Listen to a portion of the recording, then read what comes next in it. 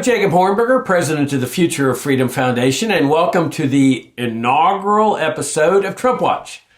This is the new internet show that I'm launching that will be designed to watch Donald Trump when he becomes president. Well, specifically to do more than that, to watch what Trump does and is doing as president to destroy our freedom, as well as our well-being. Keep in mind that the Future of Freedom Foundation has been in existence for some 35 years. Our goal from the very beginning is to achieve a free society, a genuinely free society. And so as long as we have officials in the government that are destroying our freedom, it becomes very difficult to achieve a free society. And so it's necessary to call people's attention to the measures that destroy our freedom if we're going to get a sufficient opposition to those measures, as well as the systems and the programs that give rise to those measures if we're going to achieve a free society. And so that's what I'm going to be doing here every week, is we're going to be watching Donald Trump, and we're going to be commenting and analyzing the things that he is doing. We already know, obviously he's not yet president, but we already know some of the measures that he intends to take that are going to be destroying our freedom. This whole deportation, massive immigration plan. He's already said that he's gonna declare a national emergency. Okay, now why is he declaring a national emergency? Well, because he wants extraordinary powers, more powers than the president of the United States already wields. And emergencies are a time-honored way for people to exercise totalitarian, dictatorial-like powers. It's been done throughout history. You can go back to the Great Depression in the 1930s when President Franklin Roosevelt said, "Oh, we have an emergency, a national emergency, the stock market crash." Okay, never mind that emergency was caused by the Federal Reserve's monetary antics. The Federal Reserve had been brought into existence in 1913. And then through its monetary manipulations, it causes this enormous stock market crash in 1929. That was set aside. Roosevelt said, no, it's the failure of America's free enterprise system that has caused this national emergency. And so he used that national emergency to exercise extraordinary totalitarian-like dictatorial powers. It wasn't any different from what was going on in other nations around the world. Roosevelt, for example, established the paper money system that we live under. For more than 100 years, Americans had lived under the constitutional system. The Constitution called into existence a monetary system based on gold coins and silver coins being the official money of the United States. That had been the official money for over 100 years under the Constitution. Roosevelt comes in and says, "Oh, we've got a national emergency. We have to abandon this system," not with a constitutional amendment, which would have been the proper way to do so, obviously, and not even through legislative enactment. He just says this is now a paper money system. He makes it a felony to own gold coins and silver coins. He orders all Americans to turn in their gold coins and silver coins. It's one of the most extraordinary dictatorial measures in the history of this country. And it wasn't the only one he was taking, but the point is that he was using this concept of a national emergency to exercise these extraordinary powers. And so that's what Trump's doing with this immigration chaos along the border. He's declaring a national emergency. "Oh, we're being invaded. We're being invaded by the illegal immigrants. And look at the massive chaos along the border." And of course, what he never recognizes, what these people never recognize, is that the chaos that they use to increase the destruction of American liberty to keep us safe, ostensibly to keep us safe, is caused by their programs. For example, this guy, Tom Homan, who is the immigration czar. What a weird name. They complain about Russia this and Russia that. Russia's one of the big boogeymen, of course. It stretches all the way back through the Cold War era. The Russians are coming. But then they adopt this terminology from Russia, like a czar. He's going to be an immigration czar. Well, the czars exercise omnipotent totalitarian total power over the citizenry. So it's kind of revealing that he's going to be the immigration czar. But, one of the revealing aspects of this is kind of humorous, kind of tragic, is that Homan went on television. I forget what show it was, some interview show, where he says, I was there witnessing the people dying of dehydration, lack of air in the back of 18-wheelers that were being trafficked by these traffickers. And I was shocked by it. And I want to crack down on all this. See, this is a typical example of what we're dealing with here. Because what Homan doesn't recognize is that the reason those immigrants died in the backs of those tractor trailers from dehydration or lack of air or whatever is because of the very system that Homan is enforcing and that Trump is enforcing. Now, they don't like people to point this out, but it's absolutely true. You see, what they don't realize is that when you make a peaceful activity illegal, and crossing a border is obviously a very peaceful activity, but you make it illegal, you can't come in without permission, you immediately give rise to a black market. It's just the laws of supply and demand. And one of those black markets is transporting people that circumvent the controls that they've established. And without the black market, without the controls, the system of controls, people obviously would just cross the border normally. They would need to hire a trafficker to circumvent the controls. So it's the controls and the system of controls that gives rise to the traffickers, that then Homan sits there with his crocodile tears and says, I'm just shocked over these things, these deaths in the backs of tractor trailers.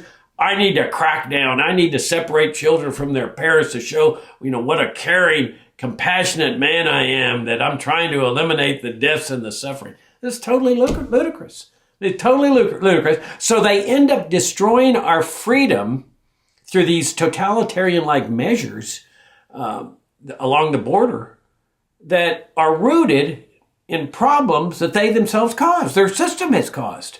You see this in Venezuela. Let me give you an example of this, because Trump's going to be talking about, when he becomes president, all these Venezuelans they're flooding into America, they're invading America, oh my gosh, they're stealing jobs and so forth, and look at the chaos along the border and so forth.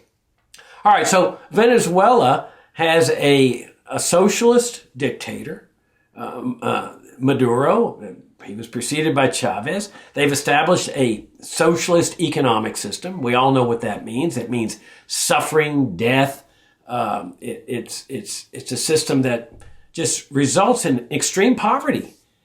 And so it's bad enough, but usually people can circumvent a socialist system where they at least can survive.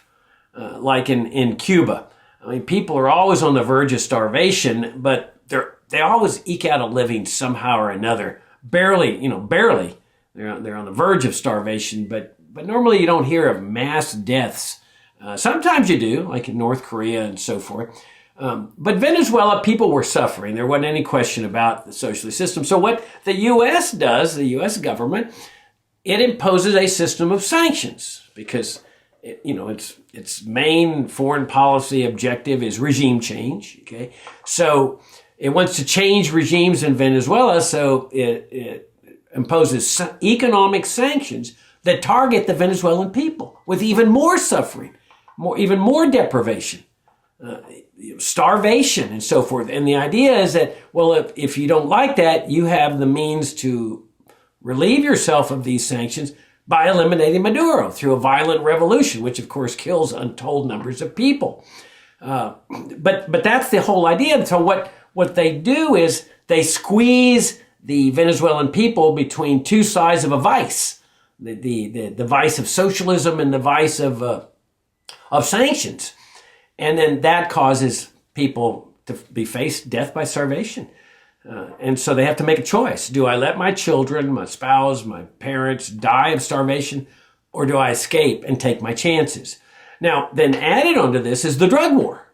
Because remember that, the drug war is sacred to people like Trump and Homan and all these immigration and drug warriors and so forth. They think they're still going to win the war on drugs. This is a catastrophe. It's been going on for decades. And they think, oh, no, we're going to be the ones to wage it, even if we have to invade Mexico or bomb those drug cartels or whatever. And so those cartels are brought into existence by the drug war. It's the same thing as like those deaths in the backs of the tractor trailers. They bring into existence their black market, brings into existence the problem, and then they use the problem as the excuse to crack down even more. And so the drug war has brought cartels into Latin America, violent cartels that recruit people's children, teenagers, saying you come to work for the cartel or we're going to kill your family. And so people faced with this say, I don't want my daughter working for a drug cartel. And so they escape. And millions have escaped Venezuela. They go to other countries in Latin America. But many of them, as we all know, come to the United States. And all of a sudden, oh my gosh, the Venezuelans are coming. They're invaders. They're going to steal American jobs, get rid of them, send them back. But if you send them back, they face death. I don't care if they face death. This is our country. They need to stand in line. My grandparents stood in line. They followed the rules. Now send them back. Who cares what happens? You see? And so they use the results of the sanctions as the excuse to have this massive deportation plan that, as we'll see as we go along, destroys not just lives and liberty and well-being of immigrants, it also operates as a massive destruction of the liberty of the American people. And I know this. I grew up on the border. I spent over 30 years of my life on the border. I know borderland culture. And I know what it's like to live under a police state. And this is what we have down there. We've had it all my life. For more than 80, 90 years, you've had a police state. This is nothing new. You think this is all new, this chaos along the border? I grew up on a farm outside Laredo, Texas, which is located right on the border. It bordered the Rio Grande. We irrigated out of the Rio Grande to water our crops on our farm. And the Border Patrol would come onto our farm without a warrant, okay, without a search warrant, despite what the Fourth Amendment says. And this is private property. If we put a lock on our gate from the main highway that joined our farm and we didn't give them a key, they just would shoot off the lock and just come onto our farm. And if they found the illegal immigrants who we were hiring on our farm, they're the hardest working people I've ever seen, they would just bust them and cart them back into Mexico. So they've been enforcing this system with mounting police state measures. It's just a massive police state down there. And with every police state measure, they would say, oh, well, this is going to cure the problem. This is going to cure the problem. But all it would do is just result in a greater destruction of the rights and liberties of the American people. You can take something as small as like a highway checkpoint. People look at that and say, oh, well, what's the big deal, Jacob? It's just a highway checkpoint. You get to roll down your window and you answer their questions. Are you an American citizen? Open up your trunk, and you're like little serfs. This is what happens in totalitarian countries. I know this. I traveled to Cuba. Everybody would agree that Cuba's a totalitarian country. They got the same highway checkpoints there, asking people to show their papers. And but the average American says, oh, that's okay, Jacob. It's no big deal. It's like boiling a frog. Y'all heard that story about how to boil a frog. You don't throw the frog into a vat of boiling water. No, you put the frog into the cool water so he feels comfortable, and then you slowly start turning up the heat. By the time you realize what's happening, he can't jump out. And that's what these mounting controls have been, which we're going to be examining in Trump Watch, because I guarantee you they're going to be enforcing these things. And they're going to be cracking down. They're going to be expanding on them. They're going to be expanding on Trump's Berlin Wall down there. It involves eminent domain stealing of people's property. This is private property. This is like our farm that went all the way down to the Rio Grande. And the government just comes in and says, we're stealing the land that adjoins the Rio Grande. Oh, we'll pay you off, some modicum of money. But this is land that's been held in some families for generations. And they just steal it. And I guarantee you, they're going to continue stealing it using taxpayer money. Now, where are they going to get this money? $36 trillion in debt? Oh, Trump wants to abolish the debt ceiling so he can spend more money. So, and not to mention that there's going to be more massive death and suffering. I mean, that's one of the things that we're going to really be talking about. You know, I'll never forget that picture of that young man, I think he was around 30, with his little toddler daughter, their bodies on the American side of the Rio Grande. It was about 5 years or so ago. They had tried swimming across the Rio Grande, and they were obviously desperate. When you're crossing a river with your toddler child, you're desperate. And the bodies were found on the American side because of the strong currents in the Rio Grande, which you really can't see. And now they got concertina wire there that is intended to cut people up, cost them their lives. We're going to see a lot of these harsh measures, and we're also going to be seeing, of course, everybody who supports all this stuff going to church every Sunday. Okay, when you ask people, hey, what are y'all doing on Sunday? Oh, Jacob, we're going to church. Praise the Lord, Jacob. Fellowship of man, fellowship of man. Yeah, what are y'all going to discuss there in church? Oh, we're going to discuss God's second greatest commandment this Sunday, Jacob. Oh, thou shalt love thy neighbor as thyself. We're firm believers in that commandment, Jacob. Fellowship of man, Jacob. Fellowship of man.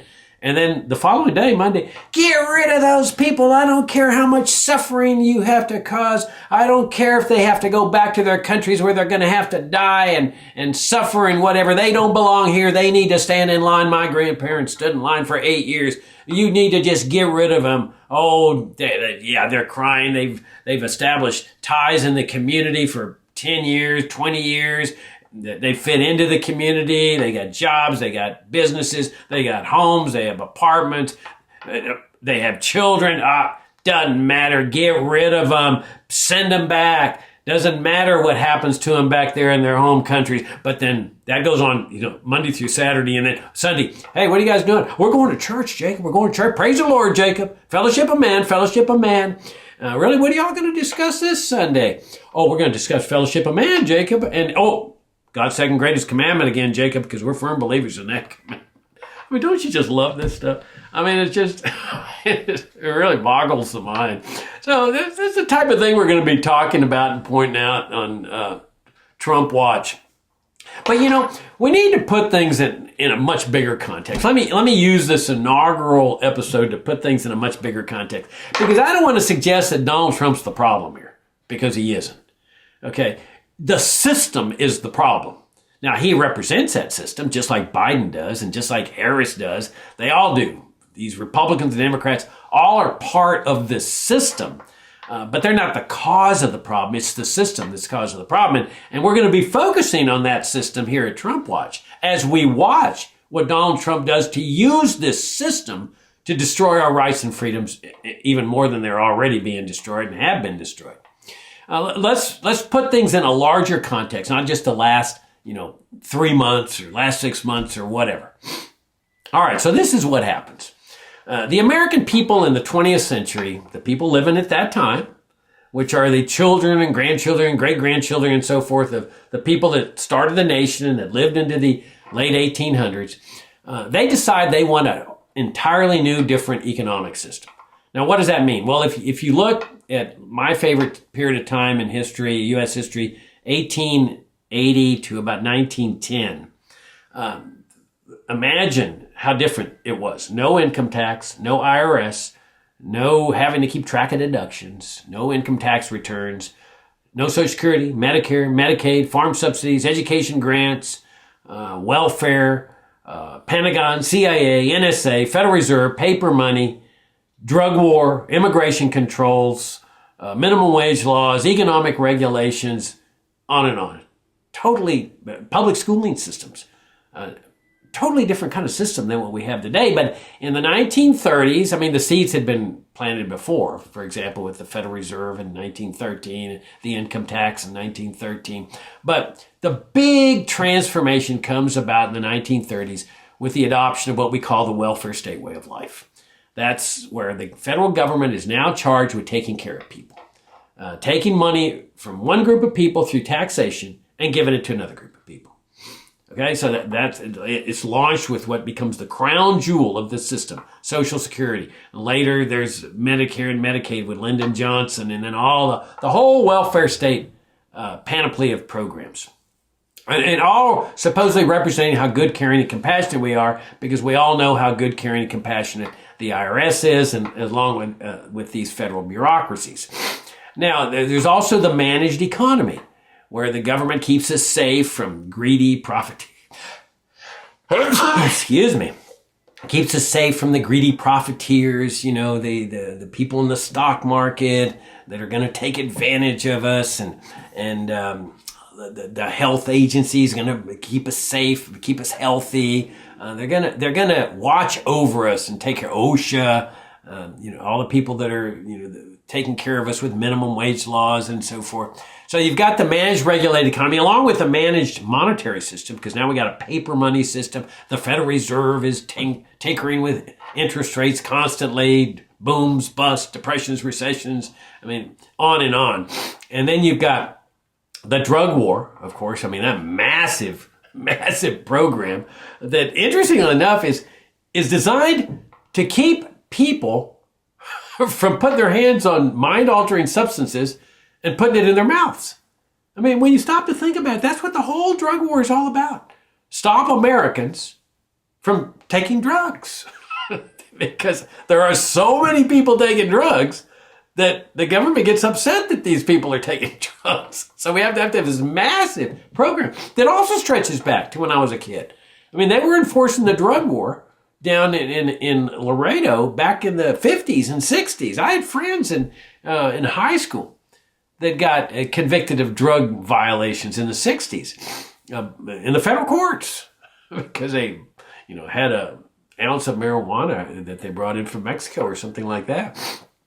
So this thing's been going on a long time, and it's designed to go on a long time and go on forever because a lot of people are making money. We like to think that only those Mexican officials are corrupt. Bull. The corruption goes off on both sides. And if it's not outright bribes that where people at the border look the other way when a shipment of drugs is being brought, it's salaries. There's a huge drug war bureaucracy. All right, and so you've got this massive, the national security state. That's even a bigger transformation than the welfare state. That takes place in the 1940s. You get the Pentagon, the CIA, the NSA, total transformation of the government to what becomes the most powerful branch of them all, the one that really rules the roost, the national security branch. This is the branch that has the power of assassination, and they've exercised that power of assassination. We all know that. And they're immune. They're immune from prosecution, civil liability, or whatever. If it deals with national security, which is, of course, the most important political term in our lexicon, also the most meaningless term. But nobody jacks with them. The Supreme Court's not going to jack with them. Congress, they effectively control Congress. And if presidents, if they're smart, don't take them on. In fact, one of the funniest things that already occurring with Trump is that Trump was talking about the big crisis on the border, the immigrants are invading. And then he says, get this, believe it or not. I was shocked when I read it. He says, we need to get the CIA involved in this. What? Isn't this the guy that was decrying the deep state just a few months ago? Or that he was going to drain the swamp, that he was going to battle the CIA, and who he says killed Kennedy, he's going to release the records. And so he's already doing what he did 8 years ago. He's kneeling and kissing the ring of the CIA. He wants to keep them in existence. He wants to have his right-wingers running the CIA. And that's the difference between right-wingers and libertarians. They're not interested in a free society. They're interested in this system, the national security state system, the welfare system, the drug war system, the managed economy system, but just with right-wingers in charge. They want to make it more efficient. They want to downsize some of these agencies, but they want to keep this whole apparatus intact, and that's how they're no different from the Democrats. No difference in substance at all. All right, so Trump wants to keep the CIA in existence. Oh, come on. Jeez. So you've got this massive system, and what does it produce? You see, it was supposed to produce a paradise. Oh, if we have the government taking care of people, Jacob, there'll be no more poverty. Oh, everybody will be good, caring, and compassionate as soon as they pay their taxes to the IRS. And as soon as those Social Security checks are sent out or the Medicare reimbursements are done, it'll show, oh, we're just all good, caring, and compassionate people. Well, the problem is it hasn't produced a paradise, and everybody knows this. I mean, everybody's warring against everybody else. It's a very quiet war. People go to church every Sunday, like I pointed out. But then on Monday, they're all warring against each other because everybody's trying to get part of the largesse. You know, whether it's Social Security, Medicare, Medicaid, farm subsidies, education grants, corporate bailouts, whatever. Everybody's trying to get feeding at this trough. But here's the kicker, trying to protect their own pocketbooks from others doing the same to them. You see, that's what people are doing when they're finding deductives. Hey, deductions. What are you doing over there with your income tax? I'm looking for deductions, Jacob. I'm looking for deductions. Really? Why? Because I'm trying to keep more of my money. You see, because everybody's trying to get into their income and savings. So it's a quiet war of everybody against everybody. But meanwhile, everybody, is going to church. Fellowship of man, Jacob, fellowship of man. While they're warring against each other, trying to take each other's money from them. That's what the system has done. And then destroyed faith in free markets and voluntary charity. In fact, they convinced themselves that this whole system is freedom and free enterprise. Because Roosevelt told them, I'm here to save free enterprise system with this massive transformation of American society. And everybody bought into that. And it's what's taught in the public schools that, America has a free enterprise system. While it's all this massive welfare statism and income taxation. And then, of course, you've got the debasement of the dollar. I mean, if you look at the Federal Reserve in 1913, you look at the graph on the value of the dollar, the paper dollar. Remember, they made it a paper money system. The value, it's just a downward trajectory all the way through today. So, you can say, Jacob, the dollar went up in the last week or so. Who cares? You see, that's why we're not going to just look at the last week or 2 weeks in Trump watch. We're going to be looking at the overall context of what they've done to our society. That was supposed to be a paradise. And then you've got the drug war, as I've already said, just catastrophic. But here's the kicker, you see. There are so many people on drugs. That's why they have to wage the war on drugs. But nobody asks, why are so many people on drugs if this is such a great paradise? Why are they finding need to go to these mind-altering substances? Millions. So many millions that you've got to keep waging the war on drugs to prevent them from getting their hands on drugs, which of course they end up getting their hands on drugs anyway. But notice that, along with all the alcoholism problem and so forth, that this is not exactly the paradise that they envisioned. And then you've got $36 trillion in debt, federal debt. That's around $270,000 per taxpayer. How many people put that on their balance sheets? And yet that's the amount everybody owes. And it's going through the roof more. Trump, who everybody says, Jacob, he's going to rein in spending. He's going to rein in spending. Really? How come he wants to abolish the debt ceiling? See, he could use the debt ceiling to right now balance the budget. Just say, nope, debt ceiling is going to be enforced. No new debt. Government programs are going to have to be slashed to balance the budget. He doesn't do that. He said, I want to abolish the debt ceiling so he can spend out the gazoo. I mean, he's already, wanting to buy Greenland. How much is it? How much would that cost? Like $5 trillion, $10 trillion? Where's the money? Well, just add it to the debt. And same with the Panama Canal. You see, and also these are distractions. You always look for distractions. But most importantly, with this dysfunctional system that you have, and did I mention the mass killings? You live in a society where you've got all these mass killings regularly, where people are just going killing people at random. Not to mention the serial killers. If we got plenty of those too. You can find those on Netflix or Amazon Prime or any of the streaming services. So this is not the paradise they wanted, and Trump knows it. I mean, he sees this. The mainstream press says, we don't understand. Unemployment rate's down. Everything's fine, you see, because they're looking at what's happened in the last month or so. But we got to look at it in the overall context. This is a very dysfunctional society that the system has brought into existence. And so what do they do with the dysfunctional society? Well, they look for scapegoats. And that's what illegal immigrants are about. They're the ideal scapegoat because, they can't defend themselves. If they defend themselves, it highlights them. They grab them and deport them.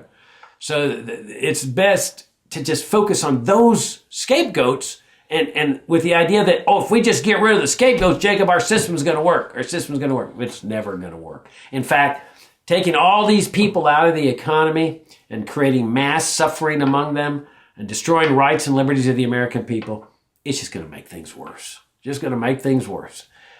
They've, by this time, performed a very valuable service. They're a valuable component to the integral parts of the economic system of the American people.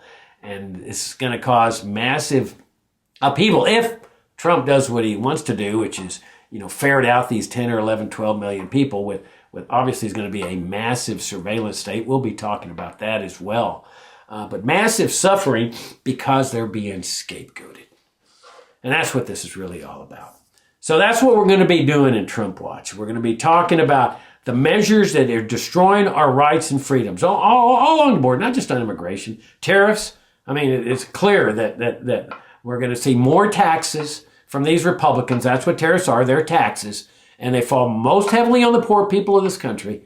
And we're going to be talking about that. We're going to be talking about all the measures that Donald Trump and other people in his administration are doing to destroy our freedom and our well-being. And I look forward to talking to you again in the next Trump Watch.